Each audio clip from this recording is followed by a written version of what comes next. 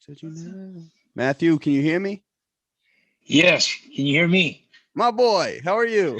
I'm great. How are you, brother? I'm good, man. I'm just gonna hit our third camera here, and then I'll Okay. sit right back down. I love that hat. Thank you, man. Get the whole gear going. I like it. I'm a man of my brand, man. I like it.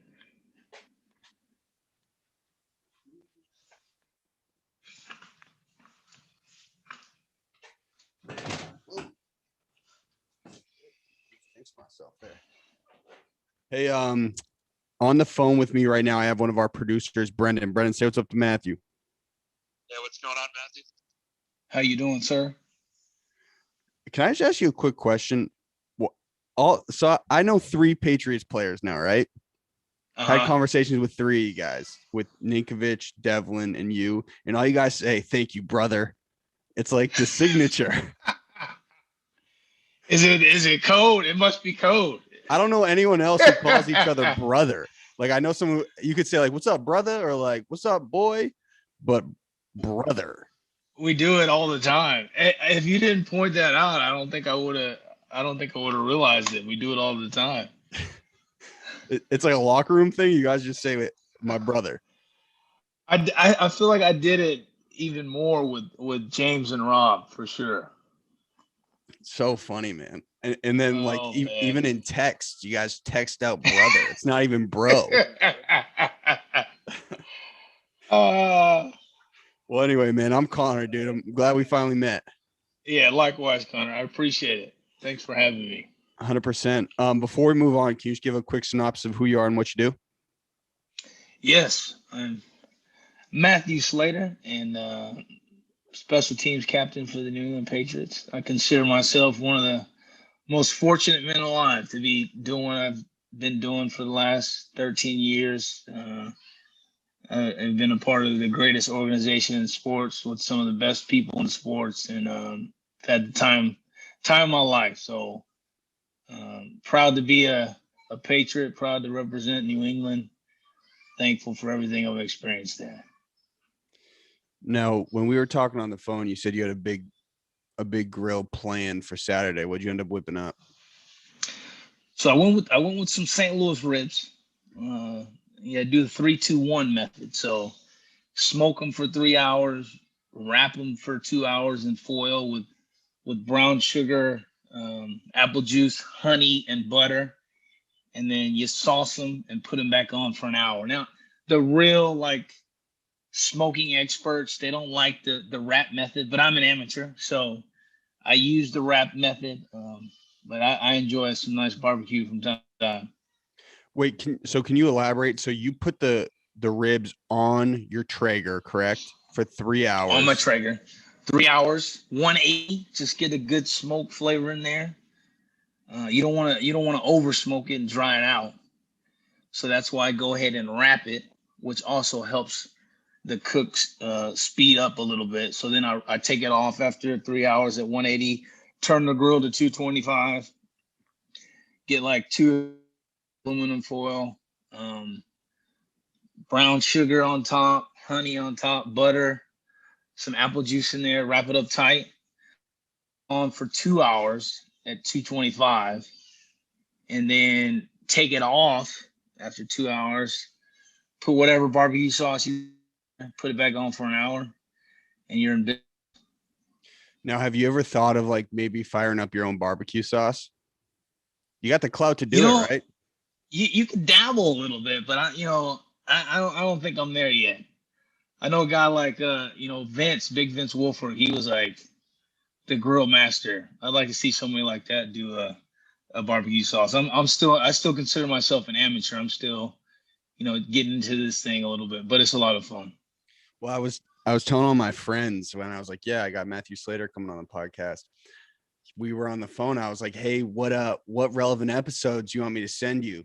And you're like, well, I'm a big smoker. I was like, oh, dude, I got these friends who run this fat weed company. They were super high. Like they were high on like mushrooms. Dude, you're going to love it. You're like, no, a smoker, like grilling. I was like, oh man, I'm so sorry.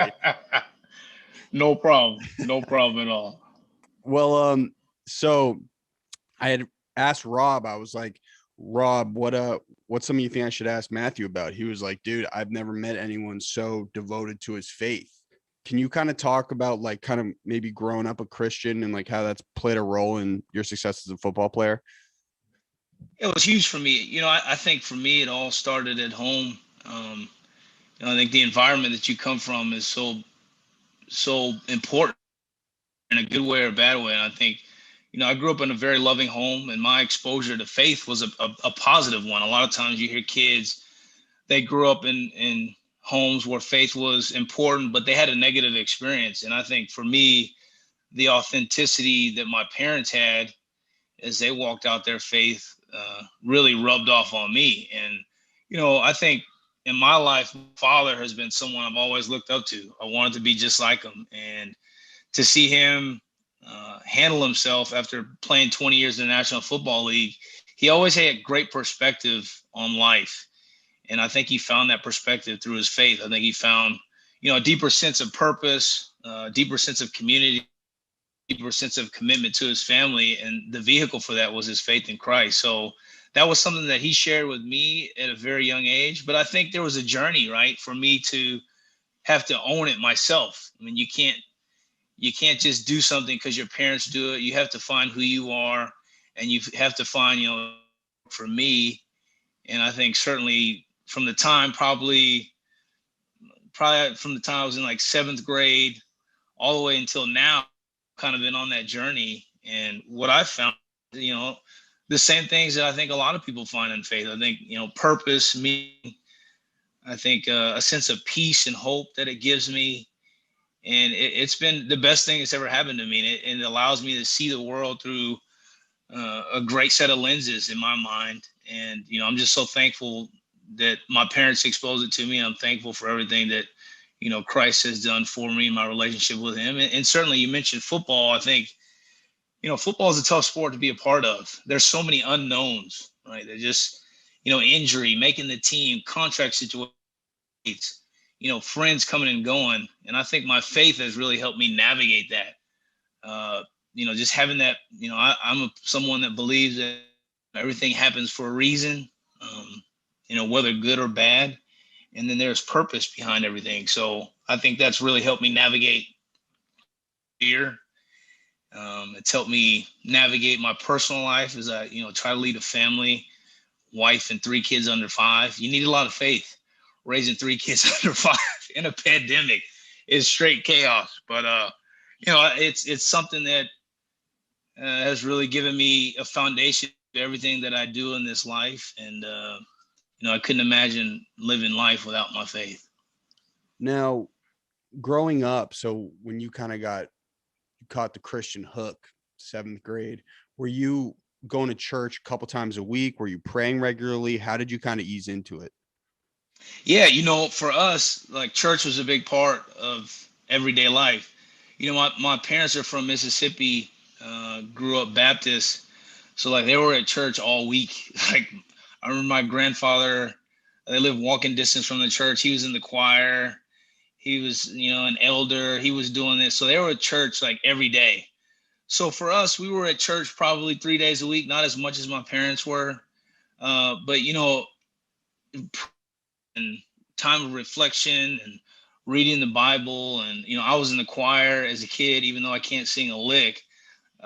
Just those things were a part of it. And it was just something that was very much just part of who we were. So I never really questioned it or thought about it until I got a little bit older. And then I was able to kind of like ask questions and I think investigate it for myself. But like I said, I think for me, I had a great indoctrination to it because of the home and environment I grew up in. And as I said, I think, that's important as parents, as you introduce your children to values or however you decide to raise your kids, how you go about that is huge. And the example you set is huge. And I think, again, I was very, very fortunate to have parents that really lived it out. They were transparent with their flaws. They were honest. They communicated. And they made me feel safe about the way I approached exploring my faith. Now, I grew up going to church like just in the summers on Sundays. and one of those from that, like a Catholic family who you just go to like a Christmas service, maybe an Easter service, like a funeral and a wedding. I was always just super bored. I'm gonna be honest with you. Like, so your parents made it fun for you? Because in 7th grade, I couldn't imagine just sitting there and being pumped to like hear a priest talk.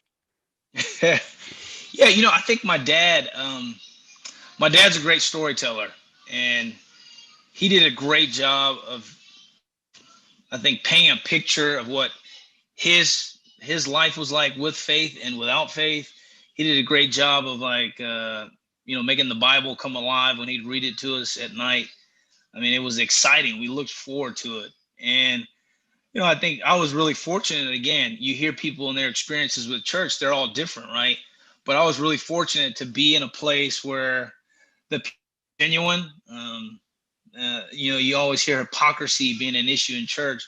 I didn't experience a lot of that. I had genuine people that were really trying to serve, were fun, normal people. They love sports. They love the things that I love, but at the end of the day, they love Jesus, and it made it fun for me.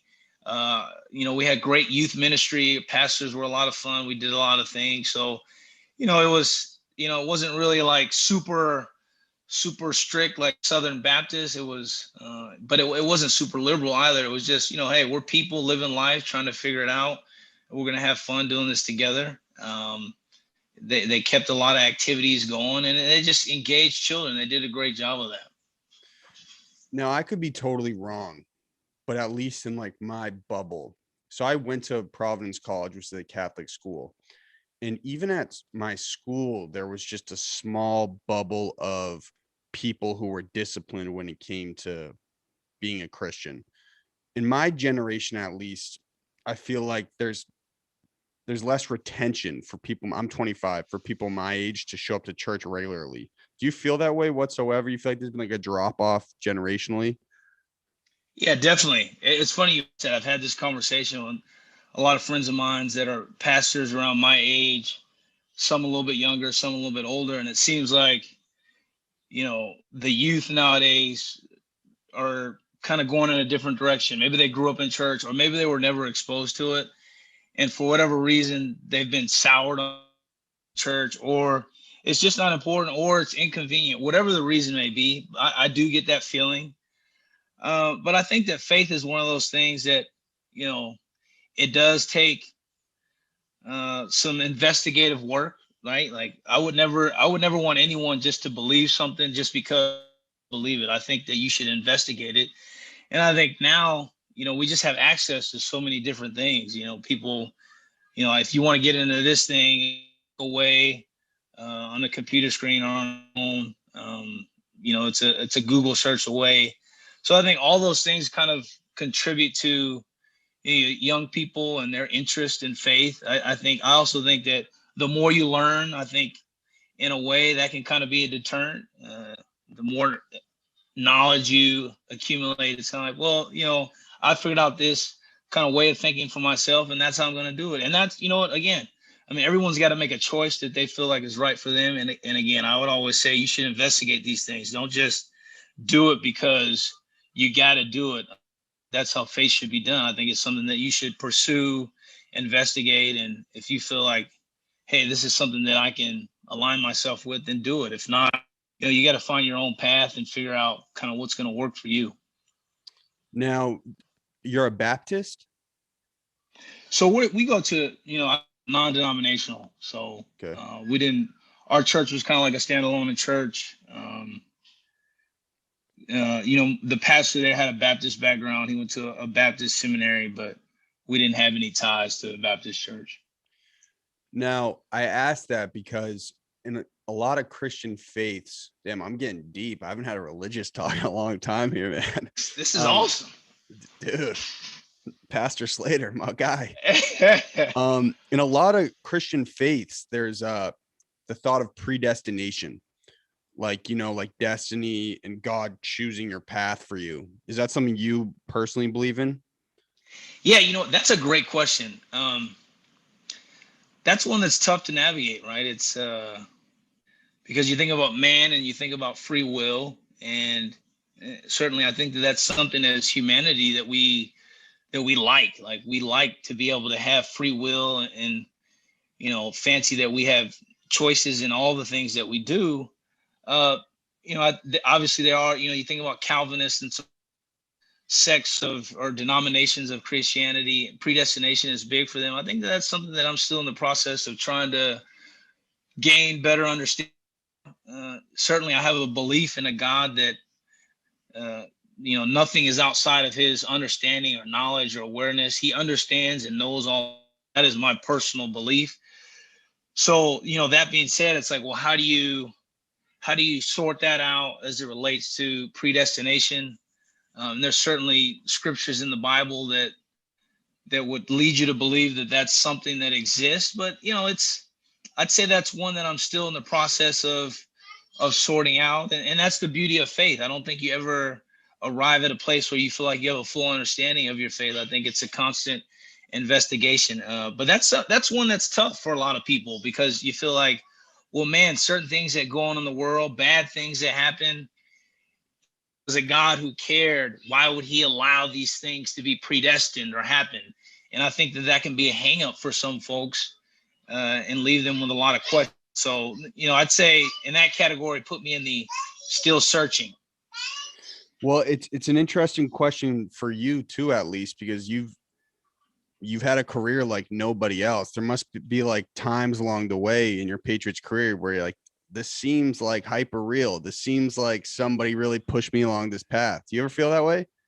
No question. I mean, I'm glad you said that. I look at my career and I look back to college, someone who never started a football game in college. And I played, the majority of my playing time was on special teams. And then, I played some defense towards the end of my career. But I look at my career and it just doesn't seem real for someone in my position to have lasted this long, for one, and to have been a part of such a successful team, and for some reason have had some personal success. I certainly feel like it's a gift from God. I feel like I've been very blessed because, I work hard, but a lot of guys work hard. I've got some talent, but a lot of guys have talent. So I certainly feel like God has had his hand over my career and certainly ordered my steps, and I'm thankful for that. But I personally believe that, I'm not just having success in football just so I can say, hey, like, I won Super Bowls or I went to Pro Bowls. There's something more to this. And I think, part of my belief is that when people ask me that, I want to make sure that they know that personally, that to him and his favor and his blessings. And that, I think that football can be used as a bridge to connect with people, forge relationships, and do things that I otherwise might not have been able to do without football. So it's really not about me. When I look at my career, it's not about me. It's about the people around me. It's about how I can leave a mark and hopefully show people the love of God that I believe is real in a real way, and leave things better around me. Now, on that note, have there been moments when you look back that they went the right way, but you said, wow, my story could be completely different if they went another way? I mean, obviously there are game situations like that. I mean, you've won like crazy Super Bowls, but even in your own life. No question. I think back to back to college, and I think important time for me in my faith development, but also as an athlete. I was injured for 4 of the 5 years I was at college, and really there was a time there where I was like, man, I don't know about football. It just may not be in the cards for me. You're dealing with pain, you have surgery, and it just seems like everything going against you, right? And I think there was a time there that I really had to think, like, man, how much do I love football? Like, is this something that I really want to continue to commit myself to? Is this something that is worth the squeeze? Is the juice worth the squeeze? And I think that was a pivotal time, certainly for me in my football career, but in my development as a man, I think it was important. And to be able to exercise the discipline of finishing what you started was important to me. So that was initially my motivating factor. All right, like this thing may be done at the end of my senior year, but let's finish it strong. and then just having faith that everything is happening for a reason, and let's try not to miss the lesson. So that was a pivotal point for me. I think the times during my rookie year was atrocious. I mean, I don't know how I didn't get cut. I should have been cut.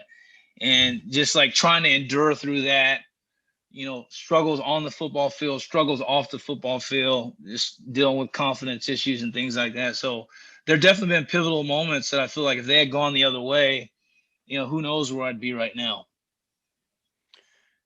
Now, just talk like on your college career, when you're getting hurt, injured like crazy. I know you had said like you always looked up to your pops. Was there a moment where you're like, damn, like I might not be able to play professionally, and I feel like I might be letting him down? I never felt like I would be letting them down. Sorry to interrupt you. I just know every dad wants their son to do exactly what they do. Right? Is one of your kids a son? So I have two sons. Oh, you want them both and my youngest. You want them both in the league. And my wife is always like checking me on that. Like, you have your expectations. You can't put that kind of pressure on them. And I'm like, no, I want them to enjoy the game the same way I do. So I think that's one of those things that you have to be careful as a parent. And the beauty about it was my dad didn't want me to play football. Like, there were several times as a youngster, I was like, all right, Dad, I want to play tackle football. And he was like, no, you can't play. Like, I don't want you to get hurt. And he didn't want us to feel that pressure. Like, you're a Hall of Famer's son, and people have these expectations. He's got to be this.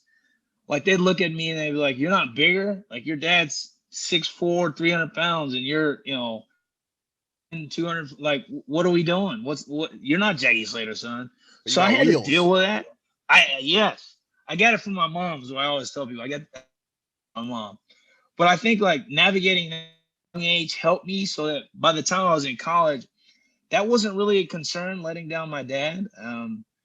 But there was a sense of like, just overall disappointment. I didn't think that the NFL was a possibility for me until midway through my senior year. I think like after my first couple years not really playing, being hurt, and then just position things like that, I was like, well, I don't think the NFL is a real possibility. But let me just keep working. Let me stay true to the process. And I think, in life, that's kind of what I got to do. Like, look, I'm sure there were points when you're trying to get your podcast started and get your thing going, you hit some obstacles. That's just part of life. And I think there's something to be said about staying true to the process and trying to finish what you start. And that's what my mindset was. And then, thankfully things start falling into senior year, make a few plays here and there, and then, wind up with a chance to at least get into a camp and see what I could do. Now, were there other storied special teamers before your career had started? Like, has that ever happened before? Yeah, the first name that comes to mind is Steve Tasker. He played in Buffalo during their Super Bowl runs there. He went to 7 Pro Bowls. And I think he was the guy that kind of put special teams on the map. Like, you looked at him and the way he played, the impact that he had. And I think coaches and players around the league start seeing like, all right, this third phase of the game can make a difference. And if you get the right people in place, this can help us win. I think, there you start seeing guys carry guys specifically for special teams purposes. So, I attribute Steve with the success that a lot of us are having now. He paved the way. And there were others, Bill Bates in Dallas and a few other guys around the league. I know there's some guys that play with my dad as well, but I think they kind of got the ball rolling. And I think now you've gotten it to the place where you look at almost every team, they've got a guy you can go to and say, man, that guy's on the team to play special teams, and he does it at a high level, and he helps his team win. You ever have moments where you're like, yo, I would really love to just be a running back right now? Like, I'm just kind of getting sick of this, man. Well, I mean, when I came in the league, watching Randy. Oh, he was Randy balling. And West, he was balling. And then watching Gronk, and watching Jules over the years. Yeah, I'm down games like, man, I wish I was out there catching some passes, scoring some tugs, you certainly dream. I think as a kid, like, I'd be lying if I said, man, my dream as a kid was to go to the NFL and play special team. No, nobody's like dreaming that, like unless you're like a kicker or a punter. But for me, like my dream was to and be the next Randy Moss or be the next Torrey Holt, Isaac Bruce, whoever it was. So certainly there's those moments, but then I quickly snap back to reality and I got to go cover this punt. So, I love what I do and I'm very fortunate to be doing it. Were you playing Madden at UCLA at all? I was a heavy NC2A football guy when I was at What UCLA. year?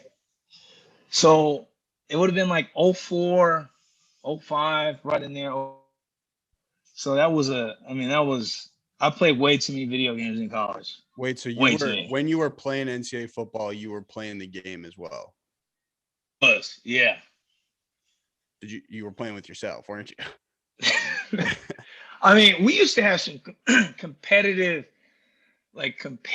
games there. Maurice was a teammate of mine in college, and still is a good friend to this day. I mean, we'd go to his room and we'd play for hours, and guys would be putting money on the game. Nobody had any money, but guys would put money on the games. Guys are like fighting over the game. It was so much fun. And the best though was like if I was playing Maurice and he was the running back and I could run for like 250 yards with Maurice, then I'd just be talking so much trash. It was so much fun. Those were some good times. I think the NCAA games, they don't actually tell you the name of the player though, right? Like it was just the number. No, it would just be like number 21. His number it'd be like number 21, number 18. Because we all know how the college thing goes with athletes and paying the athlete and etc. But there were no names on there. How was your rating? Do you remember? Probably subpar. Since I wasn't a starter, it was probably subpar. I don't remember though. I think I'd just be happy when I was on the game. I would have patted you. You should have just put yourself at running back, quarterback, played every single position. Now I know I sent you the video, but dude, I need a little bit of help on that first split explosivity. I don't know how you do it, man. I was like, damn, this dude really was half my time. Do you think you could still run like a 4.3 or 4.4? I mean, I feel pretty good about my speed. That's the one thing that's held up for me as I've gotten older. I might have to be really loose. I might have to get a great warm up, especially at 35 years old. I might have to be stretching for a couple hours beforehand. But I always tell people I'm fast enough to still get the job done. But you gotta help yourself out. You're running in heavy snow, fields not cleared off. I like you to run at least a 4.99. We just got to get you in some good footwear, get you on a good surface, get maybe a couple training sessions. I like you for a 4.99. Maybe some PEDs too. I could use those. There's always that. There's always that too, right? Dude, I was like so shocked when I came back 8.8. I was like, there's no way. It's a lot harder than it looks, huh? Well, mind you, I'm training for a marathon right now. I'm running a marathon March 7th, so I'm in good shape, but I am not fast, man. Holy shit! It's a different, that's such a different. You're training different muscle groups. You're training the body to run, slow and steady, as opposed to being explosive. It's totally different training style. Yeah, you got to give yourself a little, a break. You train the right way, like I said. Good surface, 4.99. 4.99. I like that. Thank you. That's generous. Now, in terms of your longevity, like, have you prioritized like functional stretching, functional training throughout the course of your career? Are you on the TB12 method? Like, man, that's such a great question. I think every year what I do in the off season, what I do throughout the year has changed. It's evolved. I mean, I came in the league. I was 22 years old. Ate terribly. I slept terribly. My training wasn't great. You just had raw ability. You were young. Your body was able to do it. But I think as I've gotten older, I've learned the importance of training. I've learned the importance of being strategic with your lifting, with your rehab. depending on what time of year it is. I think maintaining strength is so important year round because, the older you get, the more out of shape you get, the harder it is to get back into shape. So for me, it's been a year round process. Mobility, flexibility has been huge because we do so much in football to tighten up, whether it's sprinting, hitting, lifting, everything is kind of tensing the muscles, tightening up. So you hear Tom talk a lot about pliability. I think there are different approaches to that, but certainly that there's a lot of validity in what he's saying. Like, you want the body to be strong, but loose and functional and mobile. And I think I've taken a little bit from everybody. Like, there are a lot of guys that have had success with longevity in this league. I mean, I was raised in a house with one who played for 20 years, and he didn't have access to the stuff we have now. So that's been a process. Dieting has been huge. Although I will eat a strawberry. I know Tom doesn't eat strawberries. I will eat a strawberry from time to time. You just have to find what works for you. I don't think there's one way to do it. Like the old saying, more than one way to skin a cat. And I think for me, I've taken bits and pieces from different people's routines, whether it's a mobility routine, whether it's a dieting approach, a lifting approach, and I've made it work for me. And, ultimately I've been blessed, obviously, with good health, but it's certainly been a process. So, I mean, I know as an NFL player, you got to be strong, you got to be fast, but you're prioritizing your speed more than anything, given your position, right? Yeah, I think for me, like, on speed is everything. There are a lot of ways that you see guys playing gunner. Like, I think about Justin Bethel, myself. We're very different in our play styles, but ultimately we both have to be able to run at the end of the day. And I think, speed is very important for me. But what tell me when I came in the league is when the legs go, the speed goes. So for me, training my legs is very important. Like, people get so caught up in, like, how much do you bench or this, that, and the other, but training legs, squatting, maintaining flexibility, training my calves the right way to try to protect the Achilles, all those things, hamstrings, protecting them with certain exercises has been huge for me in trying to help me, I always say, retard the aging process. Like, let's slow it down as much as we can and try to get as much juice out of this lemon as we can. And that's been big for me. So, off season, what is your training split right now? So right now, obviously you take a couple weeks to get yourself kind of back to base. That doesn't mean 2 weeks sitting around. That means, like, get a Peloton, take a walk with the wife and kids, stay on the yoga routine and stuff like that, get good treatment. And then, now I'm back into it. I haven't started running yet, but, I'm squatting. I'm doing little, like, muscle group exercises, adductors, hamstrings, calves, a lot of work like that, shoulders, things like that, old injuries that you kind of have to keep up with. So I do that 5 days a week. I don't lift 5 days a week. I lift 4 days a week, but I'm doing maintenance and stuff like that 5 days a week. Now it's more low impact stuff, swimming, biking. I got my wife this Peloton downstairs, and I didn't think I'd ever use it, and I probably use it as much as she does now. So doing those things, cross train, whereas, maybe when I was younger at this time, I'd already be running. But I think now it's more about, like, how can we strategically preserve the legs, the joints, but still get work and stay strong. So that's kind of where I'm at right now. Yeah, I've started to work in a lot of cross training into my marathon training as well too, because I was just eating injuries early on. Because it's like you go on your Sunday long run. Like, I have a 21 mile this Sunday, and I mean, dude, just the recovery is so essential. Now, when it comes to swimming, are you like going to a town pool and like just putting laps in? So we have usually I go to, like, we have a little health club close by, and I go swim there or something like that. We have a SwimX, kind of like a resisted wave pool at work. So I'll just do laps there, like time laps, just try to get the heart rate up. I'd swim laps. We've gone to the YMCA in Foxborough, and different places like that, just to kind of get the distance in. And I mean, look, I'm not made for swimming now. I go in there and I feel like I sink like a rock. But that's been a nice cross training, just to get, like, your cardio going without pounding the joints. And it's a lot harder who doesn't do a lot of swimming, it's a lot harder than it looks. Yeah, for sure. And it's so boring. So boring. Oh, I mean, it's just like you're like, man, when is this gonna be over? But and then I'll go to the pool, like the local YMCA, and I'll see like the seniors in there, and they're swimming laps for like they're killing me. Like they're down back, and I'm still going down. It's so frustrating, but I tip my hat to all swimmers out there.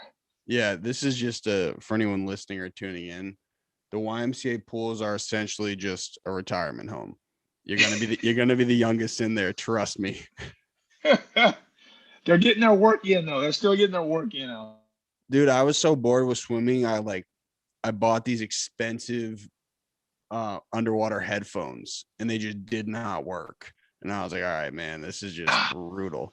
And now for a swimming workout for you, are you breaking it up by stroke? Are you just going like 45 minutes of freestyle? It would be more freestyle. So if we go to the pool, our strength coach will write out like a workout. Hey, we want to do 800 meters today. I will break it up. We'll do 5 sets, 50 meters, and then we'll do, 10 sets of, 100 meters. So they'll kind of break it down, and they really time the recovery. I mean, like I said, I'm not going to be getting in there, Michael Phelps in it, hitting it quick down back. Like it's a struggle for me. So it's more about time recovery than anything. Obviously you don't want to be doggy paddling halfway through the stroke, but for us, it's about just getting the good quality work. Don't stop, keep going. Time the recovery to a point where you're probably still gassed when you go again, and getting the distance in. Which for swimmers, from what I understand, if I say I had 800 meters, they're probably like, yeah, we did that for a warm up. But for me, it's like the hardest thing I've done all week. So it's different. Like you said, that cross training is very different. And running, are you talking you're doing sprint training or you're actually doing long distance running? So in the off season, the running, I mean, most of the stuff we do is high speed work. We call it, high speed. Like that's we call it a speed vaccine. So like the more you can get your body used to moving at high speeds, the more it protects the tendons, the muscles, and things like that. So we want to get, X amount of yardage in at higher than 14 miles an hour or whatever it may be. And then obviously we'll have, hyper focused speed work where we're close to 90 to 100%. So we do that, I would say 3 times a week. And then there are days where we'll go for our conditioning where it'll just be like, they call bout runs, where we'll go out there and, hey, you need to cover 750 yards in 3 minutes. And we'll go on the field and it's kind of up, down, up, down, up, down, just to build that aerobic base. So you said bounty runs?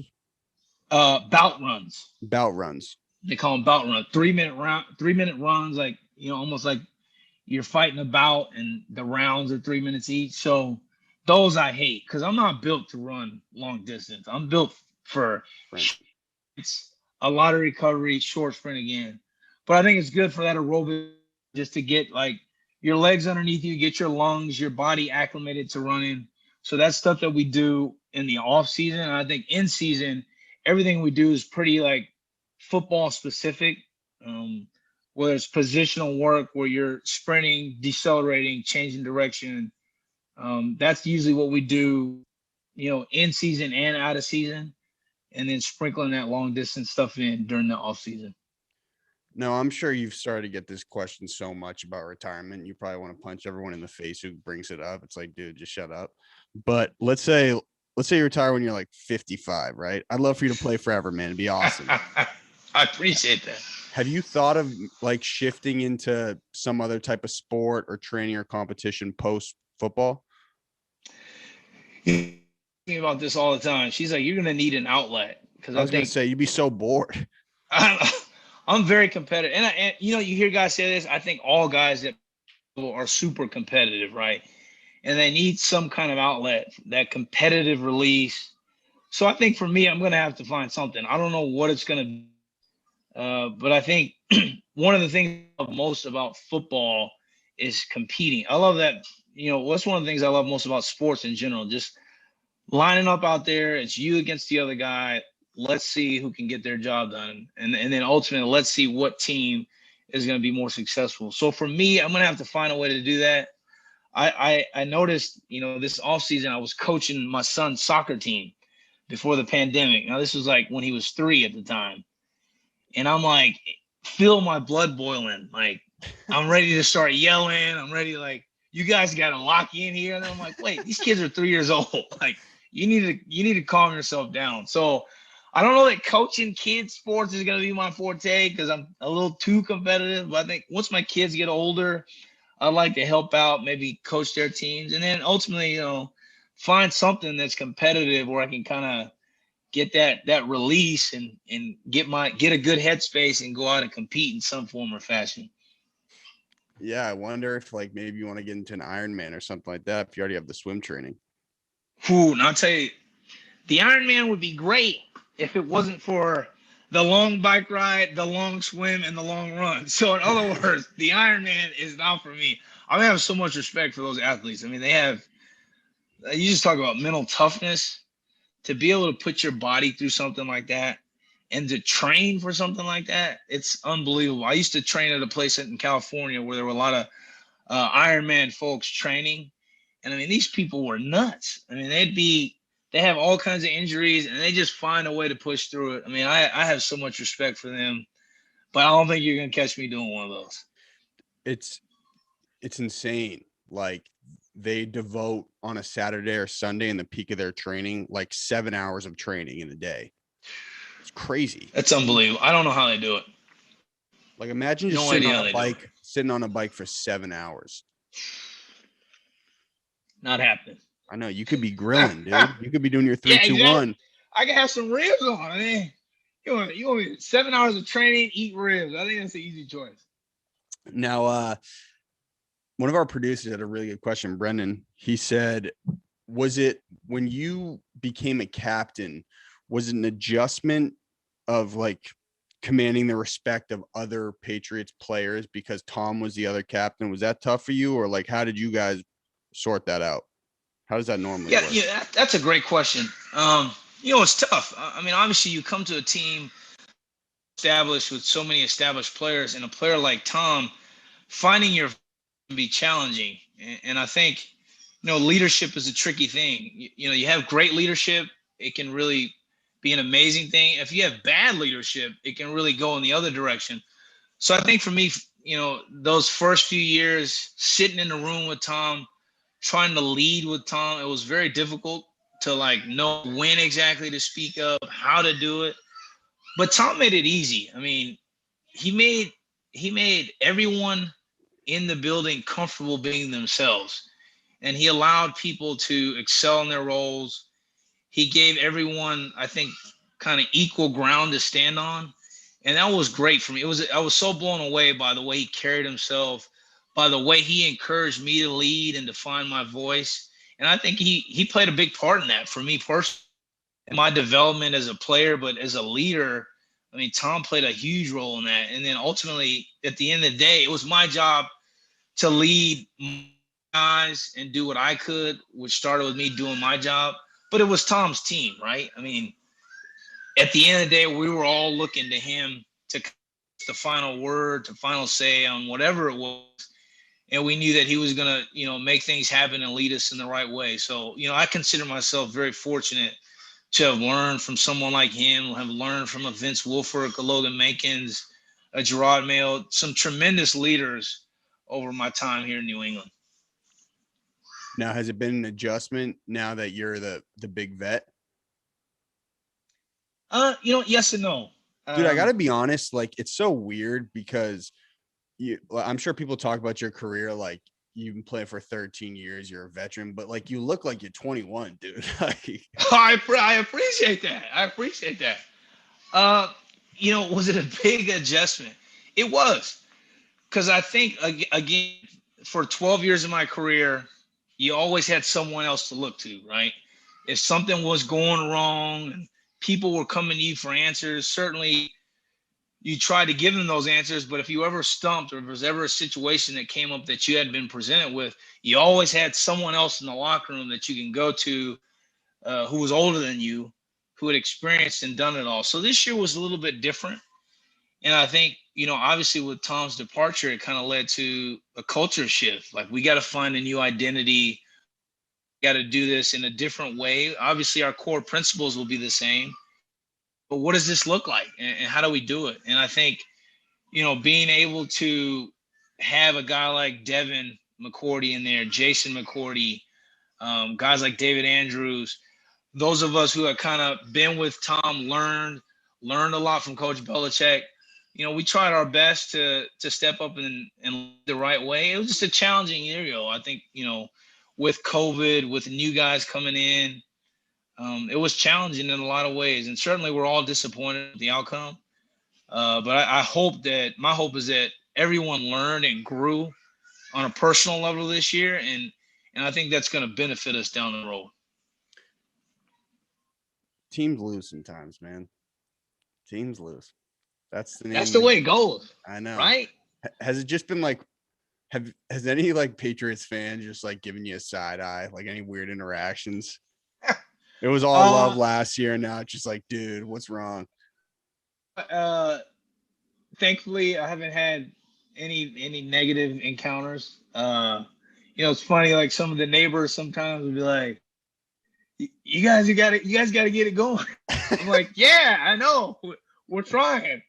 And, look, the fans here are used to things being a certain way, and I'm glad. We should all have a standard for our teams. We should all want to see them do well, and as players, we should all have that same. Our standards should be higher than the fans. So, I'm hoping that this is just a one-off, and I have a lot of faith in Bill and his staff and the organization to be able to get things back on track. I do too, man. And I'm hoping next season there might hopefully be fans too at Gillette. That would be great. I mean, we missed the fans this year. Playing the first game of the year against Miami, guys are making plays. You don't realize how many cues you take from the crowd. Like when something's going well, as a play's developing, the crowd kind of gears up, and you kind of gear up and realize, okay, this is a good. That first game, it felt like we were scrimmaging, so it was an adjustment not having them there. I hope we can get them back in there next year. Now let's rewind just like 13 years. You're 21, 22 going into the league. Did you foresee this type of career for yourself? Like, did you have inklings? Like, being really honest, you're like, I'm a little more disciplined than most players. I don't care about as much. I don't really care about the glitz and the glam. Like, you must have had an idea that you had a shot at having this type of career, right? No, I got to be honest with you. Never in my wildest dreams would I have thought that I'd be here with all that I've been able to experience as a player 13 years later. I mean, I remember praying, Lord, just let me make it to training camp, please, without getting cut. I mean, I didn't know how it was going to go. You have this picture in your head of the NFL, and everybody runs 4.3, or everybody is the biggest guy, strongest guy, fastest guy. And you have a question like, can I fit in? Do I have what it takes? And a part of you believes that you do, but a part of you still wonders.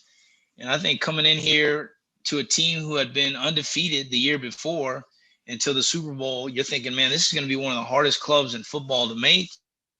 And then understanding what my role was going to be. When Bill drafted me, he told me, look, I don't know what position you're going to play. I don't know if you're going to play receiver. I don't know if you're going to play safety. I'm bringing you here to play the kicking game. So I just thought to myself, let me take this one day at a time and see where it gets me.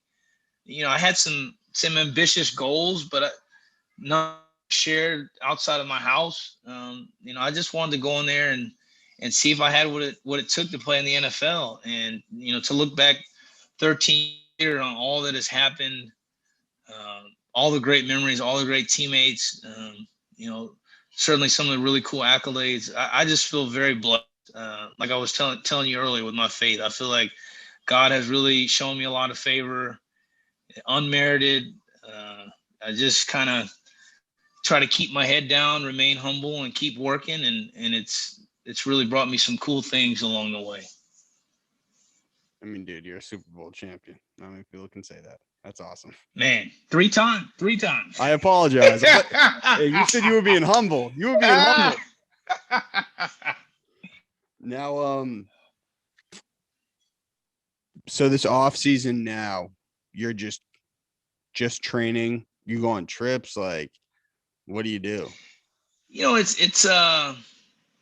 It's different, obviously, With COVID, yeah. with COVID, right? I mean, you'd like to be a little bit more mobile and doing things. I normally would go back to California, see my folks, spend some time with my brother who's out there as well, let our kids play with the grandparents. But, we're trying to be cautious to see how we want to proceed. Hopefully we'll get out of here.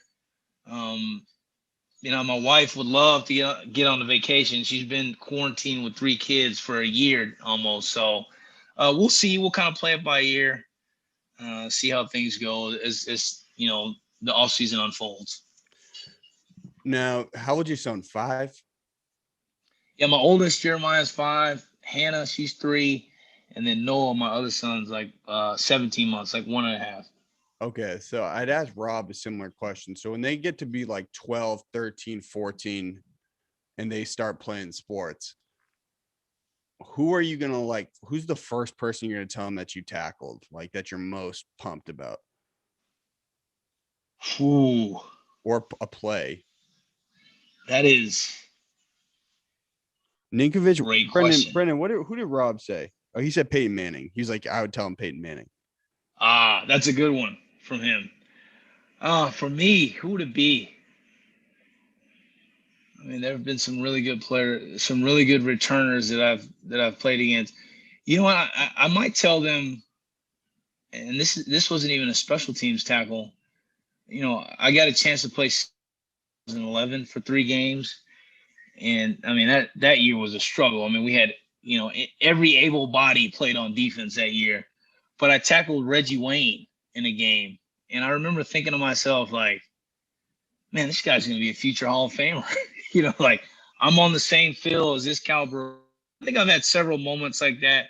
My rookie year, lining up next to Junior Seau, a guy who I grew up in Southern California. He was the biggest name in football in Southern California. Went to SC, played for the Chargers forever, and I'm like, man, I'm on the team with Junior Seau. Like, this is like not real life at all. I think it'll be things like that.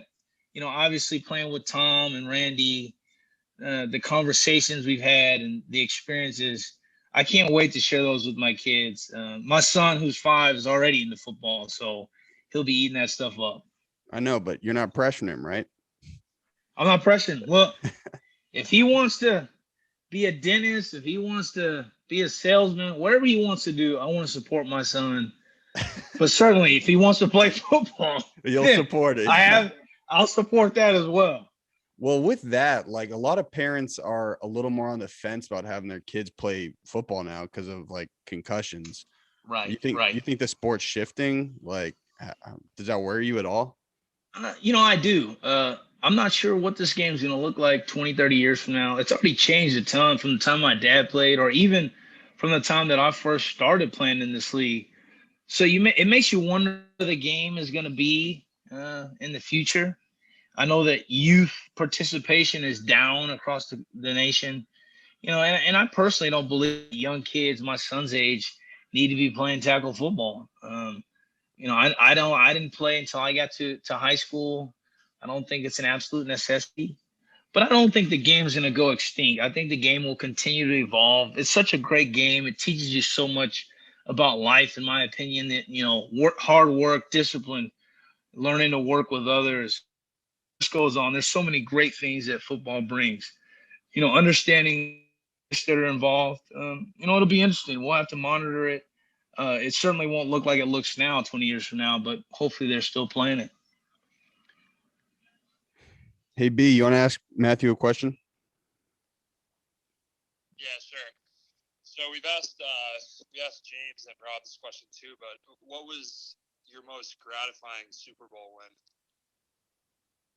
Oh my gosh.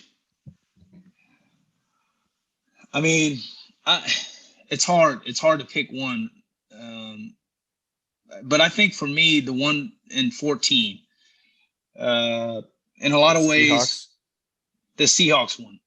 So that would have been the 4th one. And I think, there was the the first generation of the dynasty, if you will, the old guard. They put the foundation in place, and they started the Patriot way, if you will. They started the winning. They started the culture that exists here. And I think for so long they were held in much higher regard than the rest of us because we had never won. So there was a group of us that came in. I came in on the back end of that. I came in 08, Eddie and Junior, and those guys were here. So I got to a bit of that. And then I think for the 7 years between my rookie year and the time we won, there were always these comparisons. You would always hear, well, if we had that guy in 04 and 03, then we would have won this game, or that guy was tougher, or that guy did that, or that team. And no knock on those guys, but for us, it was like, man, we wanted a seat at the table as well. We felt like we were trying to carry on the tradition, but we knew we needed to win. I mean, anything short of winning, it didn't matter. It didn't matter, guys going to Pro Bowls, us winning 14 games in the regular season. It didn't matter until we won.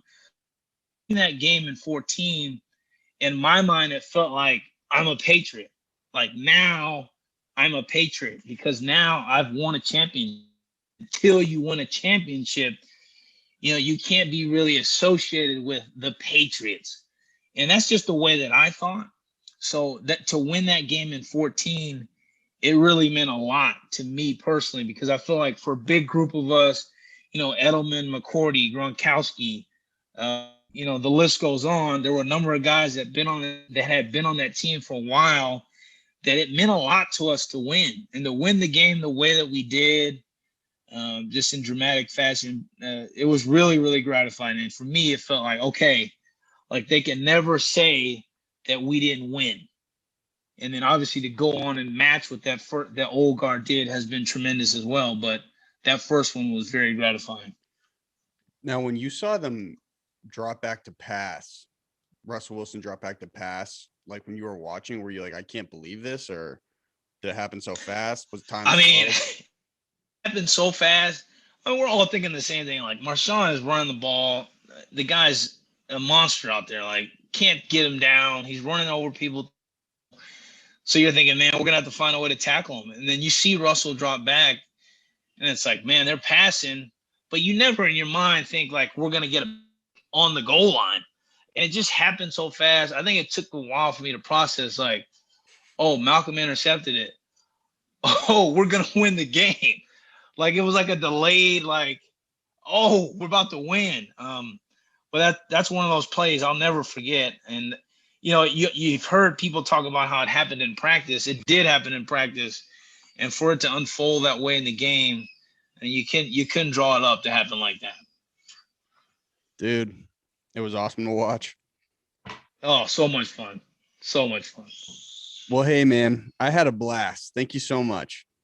Oh, Conor, man, I appreciate it, man. I thank you for giving me the platform to kind of talk about my faith there. I really appreciate that, man. This was a lot of fun. Absolutely. Now, I have 2 ending bits. Okay. Are you ready for them?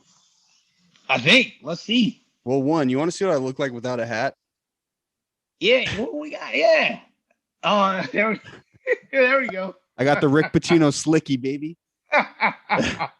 I'm looking like the guy on the front cover of your favorite Lucky Charms box. Now,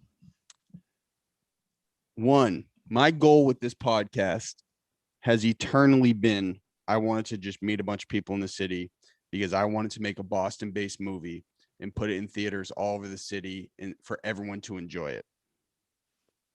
I didn't tell anyone that for a while, but I made the movie. And so all I ask is, when I drop this thing, hopefully late spring, early summer, you just watch it with your wife. Do not watch it with the kids, because it is not PG, but just watch it with your wife. We can do that. There's no doubt. We'll do that. You'll enjoy it. The cut I just got is 47 minutes, so it's not that big of a commitment. Okay, we can do that. Let's go. That's number one. Number two, this is how we start and end the show. I'm only gonna say this once. You ready? All right. Hi, your name, and this is my golden hour. Directly after no break, Hi, your name, and that was my golden hour. Okay. Hi, this is Matthew Slater, and this is my golden hour. Hi, this is Matthew Slater, and that was my golden hour. Dude, that was beautifully executed. There we go. My guy. All right. One take. Let's go. I know, man. One take Drake. Hey, dude, thank you so much. Oh, no, the pleasure is mine, Conor. I appreciate it. It's great meeting you, man. Appreciate you letting me come on and share a bit about my story. Absolutely. We'll do it again in a year. And when we get off the call, I'll get a good address and I'll shoot you over a new sweatshirt. What size are you? A large? I'm a large. Me too, man. 2 alpha males. Yes, sir. There we go. There we go. All right, brother. Thank you so much. All right, brother. Thanks a lot, brother. Thank you. All right, brother. All right, brother. All right, man. I'll